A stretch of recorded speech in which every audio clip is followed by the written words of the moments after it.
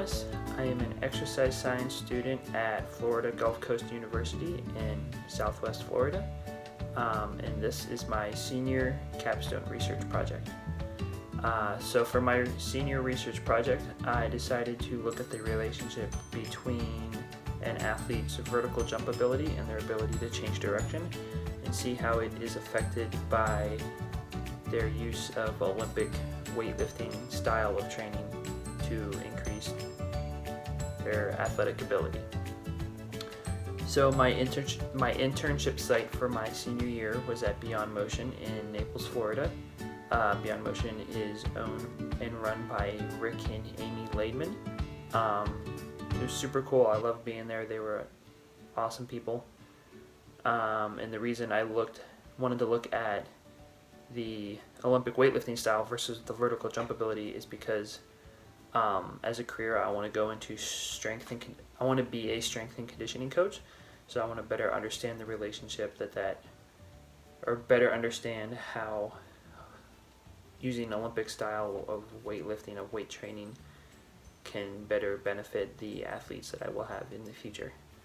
So unfortunately, due to the coronavirus outbreak, I wasn't able to complete all the research that I wanted to, or the actual research that I wanted to do while at Beyond Motion. However, I'm still going to be able to talk about the knowledge that I have learned and gained through all the readings and all the articles that I've looked at over the whole semester. So for those people that do not know, there is a movement that the body produces in athletic events. It varies depending but like sport to sport. But a lot of sports that use like running and jumping use this movement, and it's called the triple extension. And what the triple extension is when an athlete starts in not a crouch position, but kind of like an athletic stance, feet about hip width apart, knees slightly bent, trunk leaning forward, back straight. Right in that position, you have your hips are flexed, your knees are flexed, and your ankles are dorsiflexed. And what triple extension is or refers to is when the athlete uses the extension of your ankles, the knees, and the hips in order to generate force to either jump straight up, as in like a volleyball player going to block a shot, or jumping to catch a football or a basketball, or any other variations of that. And how it relates to Olympic weightlifting is that Olympic weightlifters actually use that same movement in order to lift heavy weights up to their shoulder or over their head in the snatch via the triple extension. So even though I didn't get to complete the research that I wanted to complete while at my internship site, I am still going to talk about some of the athletes that I did have and were able to study a little bit. Excuse me. So in total, I looked at 7 athletes. The athletes ranged in age, gender. There was both male and female. Anyone from I think the youngest was 11 or 12 to the older ones were in their mid-20s. Some of them were elite athletes. Some weren't. Some of them were just newer. I didn't have a team of football players or basketball players or volleyball players that I studied because Beyond Motion doesn't have the big groups of athletes that come in. So I just studied athletes that were there and were available and able to do these movements. So all of the athletes that were used in the study or were going to be used in the study that I was going to do have all been working out at Beyond Motion at least a month, I'd say. So at least a month. Most of them have been there for a number of years or a year or so. They were all. So each athlete that comes in is evaluated.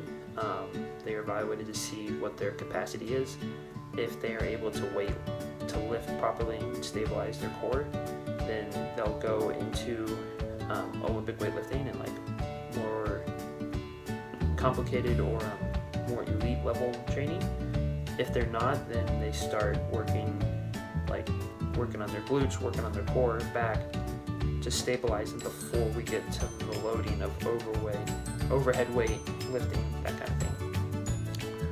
So all of these athletes at this point had been evaluated, they were stabilized, and they're familiar with the training. So all of them had done some form or version of the Olympic weightlifting before. So some of the movements included, like the exercises, clean pull, high pulls, power cleans, and snatches were all versions, and there's all different versions of those used by the athletes in training. So before each training session, each athlete, when they come in, are required to go through a foam rolling and warm-up routine. The foam rolling includes grabbing a foam roller, and they roll out anything that feels tight. So like any soreness, stiffness, we'll ask them to roll that out. And then we have each athlete go through a warm-up routine, and everybody does this before all the workouts, even new athletes, older athletes, younger athletes, everybody goes through some variation of this warm-up. And then after that, sometimes the coaches will take the athletes through a lunge series just to work on getting a little bit of glute activation, or they'll do like banded glute walks sometimes, again just to get that glute activation, get everything firing. So after the glute activations, then the coaches will have the athletes put on a lifting shoe, and the first exercises they'll do include Olympic style training exercises, so like cleans, snatches, and they don't usually do both cleans and snatches. It'll be one or the other. So like if they want to do snatches, they'll work just on snatches. I was able to test the athletes once. I wasn't able to test them again after a couple weeks. So the measurement that I took was their vertical jump. So what we had was, after the athletes came in and they did their foam rolling and their warm-up, before they started their exercises, I took them on a vertical jump pad. So they would stand on the pad. I instruct them to stand, arms up nice and tall. They would snap down and then jump as high as they can and land again. And then I would take the measurement, and I took the two best scores out of 3 attempts. So unfortunately, due to the coronavirus situation, Beyond Motion had to shut down. They had to close their doors. They weren't allowed to have any more clients come into the building, which meant at that time that my research was done, my internship with Beyond Motion was done.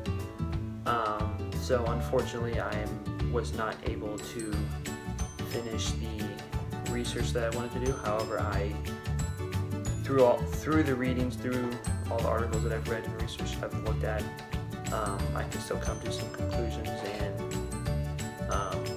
put together kind of a hypothesis of the results that I was looking at. So in conclusion to my project, I didn't necessarily have a hypothesis going into the project. I knew there was a relationship between Olympic weightlifting and an athlete's ability to jump straight up into the air. What I learned more so in the research is that it doesn't necessarily have a carryover to change of direction ability.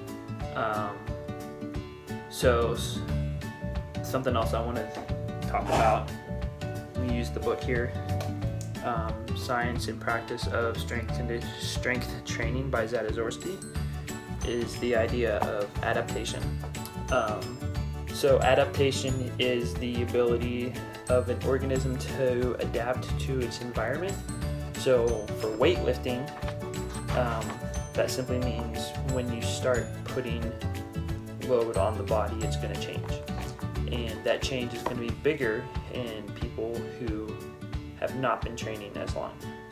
So the idea of accommodation is the idea of 2 people. One is relatively new, like a month of training, and one is more experienced, a year of training.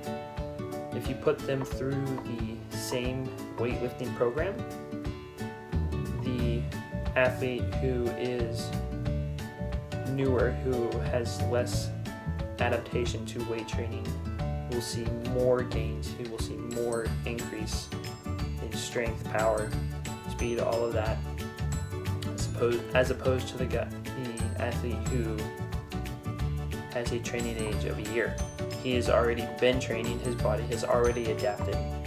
So that athlete has to work harder, longer to get smaller increments in strength, to build up that strength in increments, where the other athlete who has a shorter training age can do a little bit less amount of work and see a higher increase in gains over the other athlete.